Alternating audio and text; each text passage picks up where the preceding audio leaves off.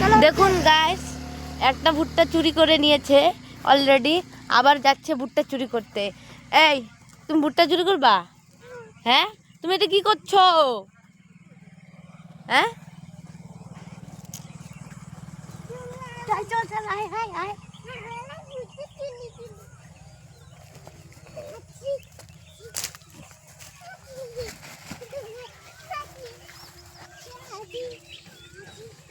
এই জানে সাপ কামড় দিবে। পাপা, পাপা এদিকে আসো, তাকাও, এদিকে তাকাও।